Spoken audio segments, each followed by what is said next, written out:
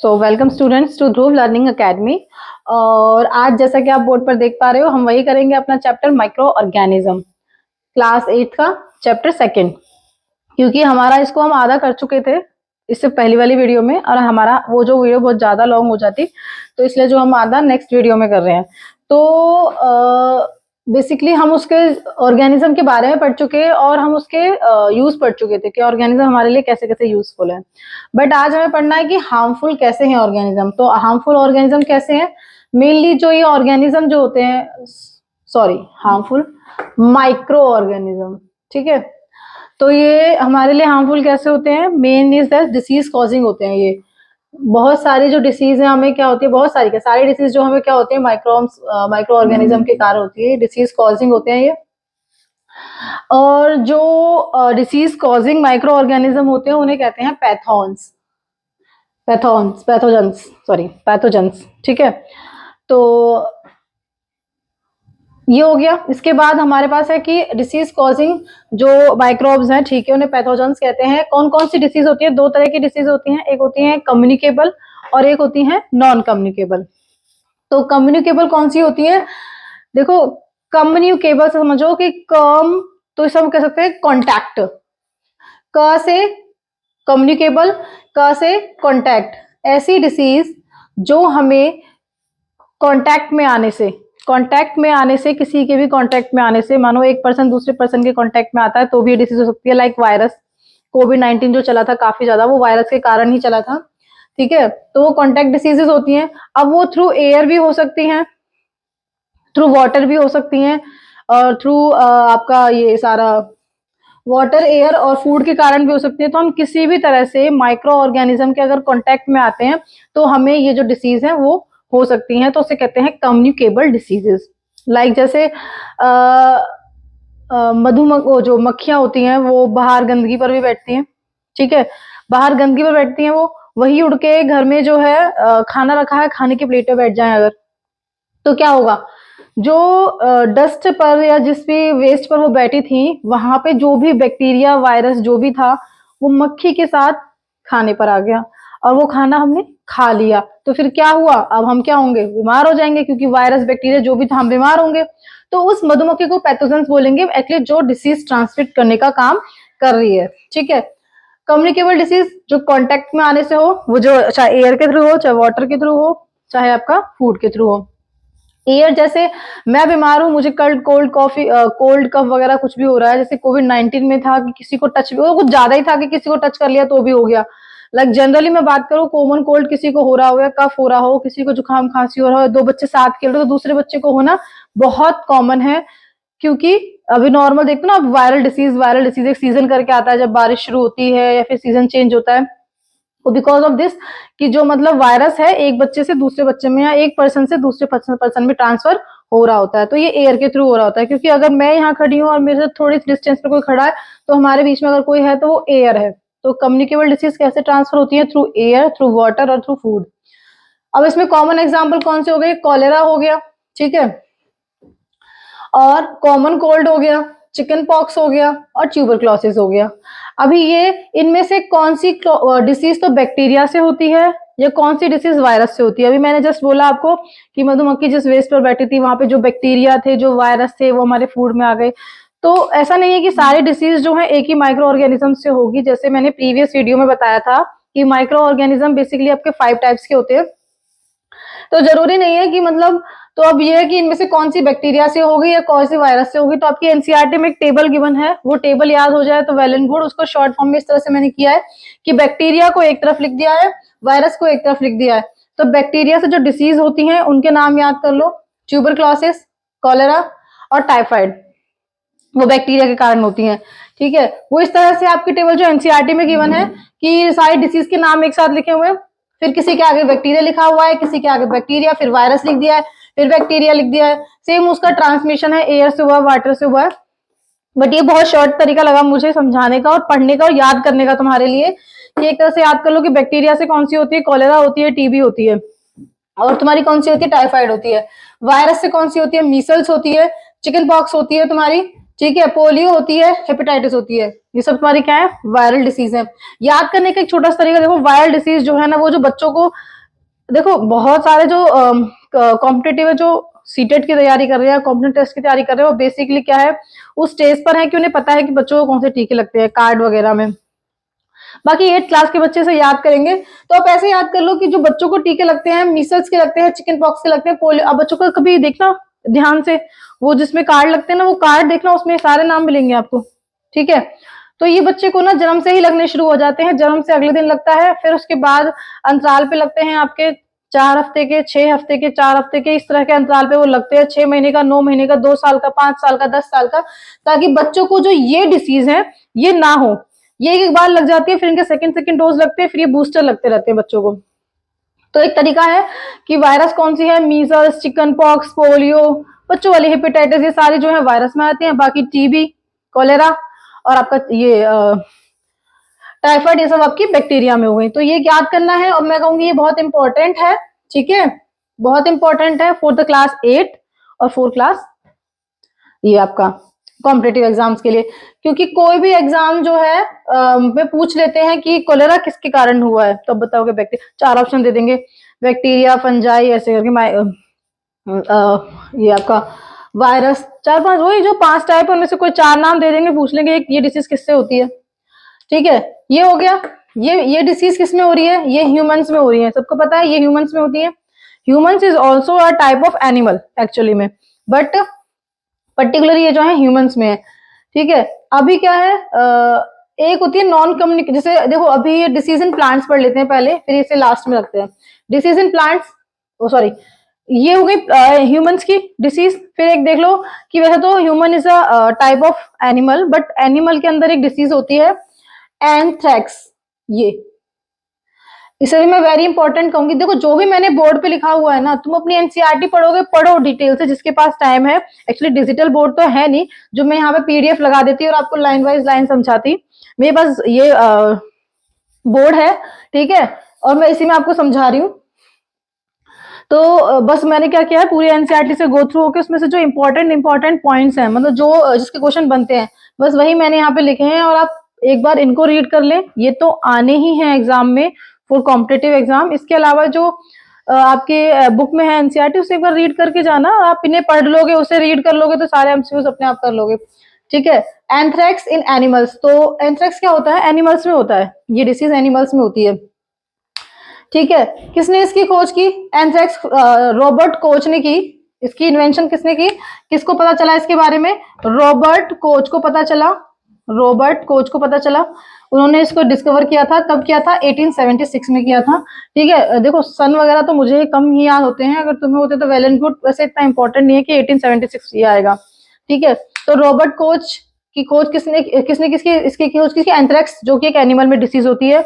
और एनिमल में ना ये किसके कारण होती है, ये जो होती है ना बैक्टीरिया के कारण होती है। किसके कारण होती है, बैक्टीरिया के कारण होती है। और एनिमल्स में ना एक डिसीज और होती है, जो जनरली ना काउ के, जो भी कैटल्स हैं उनके ना पैरों में होती है, फुट में होती है, माउथ में होती है। इससे भी अगर एक क्वेश्चन आ जाए, वैसे ये आया नहीं है जो मैं बता रही हूँ, मैंने बोर्ड पे वही लिखती हूँ जो मेजरली आपके कॉम्पिटेटिव एग्जाम्स में आए होते हैं। बाकी 8th की क्लास के बच्चों को सब इंपॉर्टेंट है ही, फुट के लिए, माउथ में जो भी डिसीज होती है ना कैटल्स के, वो किसके कारण होती है, वायरस के कारण होती है। ये नोट कर लो, क्योंकि तुम सोचोगे कि देखो अभी जिसको सीटेट देना है वो इतना बुक ना पढ़ के वीडियोस देखेगा, तो वीडियोस देखेगा तो वो इंपॉर्टेंट ये भी देखेगा, तो अच्छा स्कोर कर लेगा साइंस में।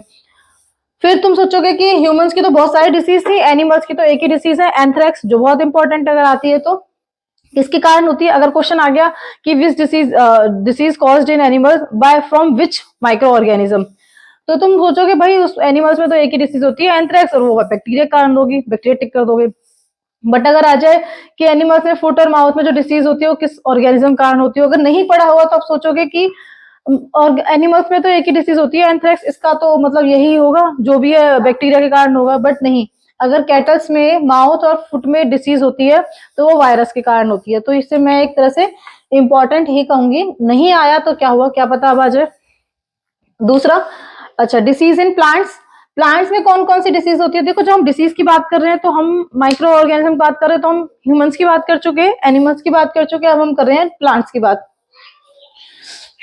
अच्छा हाँ, इसमें ये और था कि ट्यूबरक्लोसिस एयर के कारण होता है, कोलेरा वाटर और फूड के कारण होता है, टाइफाइड वाटर के कारण होता है, मीसल्स एयर के कारण, चिकन पॉक्स कॉन्टेक्ट में आने से होता है, पोलियो जो है एयर और वाटर के कारण, और हेपेटाइटिस जो है वाटर के कारण होता है। तो ये एक बार कर लेना आप, ठीक है। बैक्टीरिया, वही मैंने सिर्फ प्लांट्स में वही किया है। बैक्टीरिया, फंजाई और वायरस, देखो उसने सिर्फ बैक्टीरिया और वायरस से फंजाई भी ले लिया, क्योंकि प्लांट्स में एक डिसीज होती है फंगस से होती है। बैक्टीरिया में कौन सी डिसीज है? सिट्रस कैंकर, जिसे नींबू कैंकर भी कहते हैं हिंदी में, ठीक है। ये डिसीज हो जाती है, वो किसके कारण होती है? एयर के कारण होती है, और इसका कॉजिंग माइक्रो ऑर्गेनिज्म क्या है? बैक्टीरिया है, ठीक है। सेकंड है आपका फंजाई। फंजाई क्या, इसके कारण कौन सी डिसीज होती है? रस्ट ऑफ व्हीट, इसका कॉम्युनिकेबल क्या है? एयर और सीड। वायरस, वायरस के कारण कौन सी होती है? येलो वीन मॉस्किको बिहाइंड, मतलब ओकरा, भिंडी यानी कि सॉरी ओकरा में होती है डिसीज, कि वो पीली पीली पित्त पड़ जाती है उसमें। तो ये किसके कारण होती है? इंसेक्ट के कारण होती है, ठीक है। बाकी पॉइजनिंग क्या होता है? फूड पॉइजनिंग को हिंदी में आप कह सकते हो भोजन विषाक्त। विषाक्त यानी कि विषैल, यानी कि जहर। जब तुम्हारा भोजन जहर के समान हो जाए उसे फूड पॉइजनिंग कहते हैं, या फिर विषाक्त कहते हैं। अब तुम अपनी एनसीईआरटी में पढ़ोगे, बूजो करके एक पहेली है, एक बूजो है, वो बताते हैं पूरा प्रोसेस, तो उसमें वो पढ़ लेना, कोई प्रॉब्लम नहीं है। उसमें क्या है, रिजल्ट सुन लो कि एक को दर्द हो जाता है पेट में, वो डॉक्टर को दिखाने जाते हैं, तो बोलते हैं कि लास्ट टाइम पार्टी थी लास्ट नाइट, तो इस कारण के कारण क्या हुआ है? फूड पॉइजनिंग हो गई है। वो फूड पॉइजनिंग क्या होता है? भोजन विषाक्त क्या होता है? एक्चुअली में जब हम फूड जो खाते हैं और वो हमारा क्या होता है, अच्छा नहीं होता। लाइक जैसे कि हम बहुत पुराना फूड जो पार्टीज में आता है, हम कहते हैं ना बाहर का नहीं खाना चाहिए क्योंकि भर खराब होता है, सड़ी हुई चीजों से बनता है, बहुत देर के एक ही ऑयल में कई बार तला जाता है, तो ये क्या है? फूड पॉइजनिंग हो जाती है इससे, जब खाने से ना। तो ये भोजन विषाक्त है। आगे है फूड प्रिजर्वेशन, तो भोजन खराब ना हो इसलिए उसको प्रिजर्व किया जाता है, तो वो कहलाता है फूड प्रिजर्वेशन, यानी कि भोजन संरक्षण। अब फूड प्रिजर्वेशन में अगला कंटेंट आता है प्रिजर्वेटिव्स। प्रिजर्वेटिव्स क्या होते हैं? हमने सुना ना, एड में भी आता है कि इसमें बेस्ट प्रिजर्वेटिव्स हैं। प्रिजर्वेटिव्स मतलब जो भोजन को, उसमें भोजन में कुछ ऐसा डाला जाए, फूड में कुछ ऐसा डाला जाए कि फूड जो है हमारा स्पॉइल ना हो, तो उसमें जो डाला जाता है उसको कहते हैं प्रिजर्वेटिव्स, कुछ भी ऐड ऑन करना। तो जनरली हम क्या ऐड करते हैं? सोडियम बेंजोएट ऐड करते हैं। अगर मैं केमिकली बात करूं तो ये नाम आ सकते हैं, तो ये इंपॉर्टेंट है।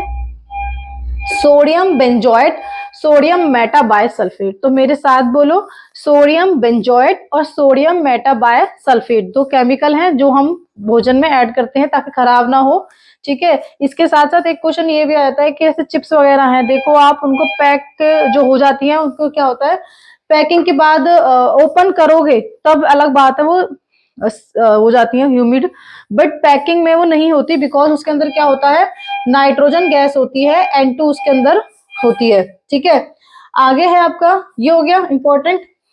आगे है आपका, इसमें एक अलग टॉपिक ये भी है कि और हम क्या क्या, ये तो हो गया हमारा केमिकल, जो हम केमिकल ऐड करते हैं फूड को प्रिजर्व करने के लिए, बट कुछ हम होममेड चीजें भी जो हमारे घर में अवेलेबल होती है वो भी हम यूज करते हैं। जैसे आपकी फिर अगेन एनसीईआरटी में एक आएगा कि वो जो पहली करके ही है कि उसने आम खरीदे, बट उसने देखा कुछ दिन खाए नहीं आम, तो उसने देखा मेरे जो आम है वो सड़ गए हैं, बट फिर उसने सोचा कि मैंने जो आम खा लिए वो नहीं खाए तो वो सड़ गए, बट जो मेरी दादी आम काट काट के अचार बनाती है वो पूरे साल कैसे चल जाता है।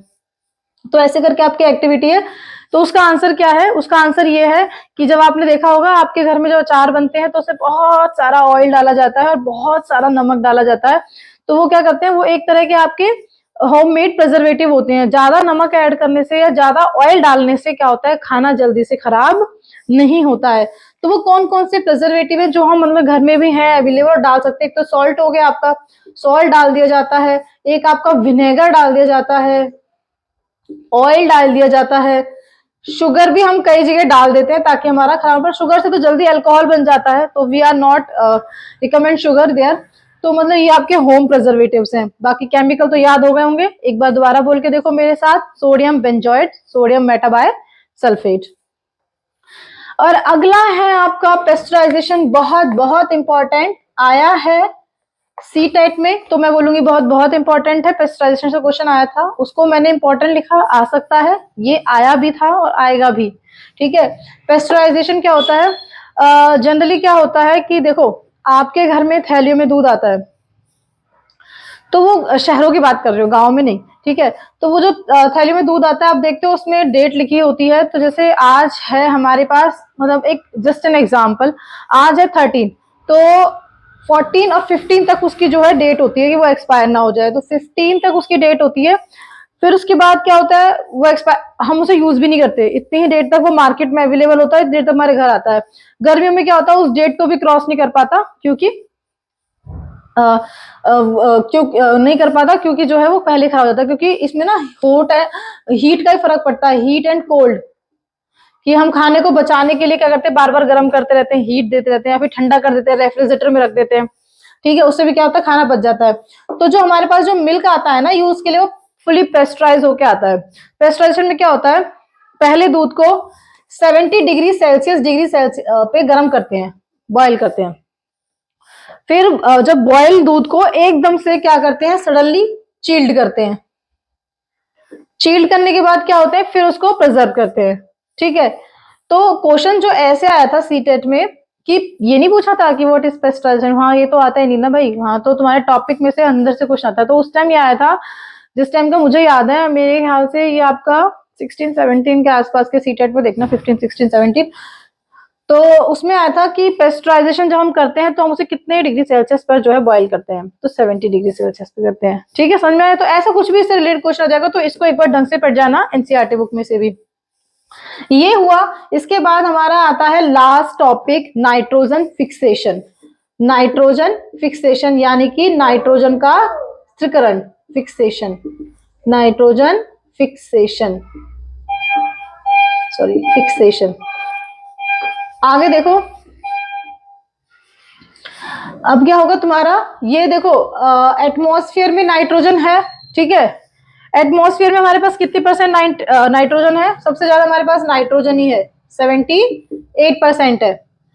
मतलब कहने, फिक्सेशन का मतलब क्या है कि नाइट्रोजन जो है एटमॉस्फेयर में हो, धरती में हो, कहीं भी हो, वो फिक्स ही होती है, 78% होती है।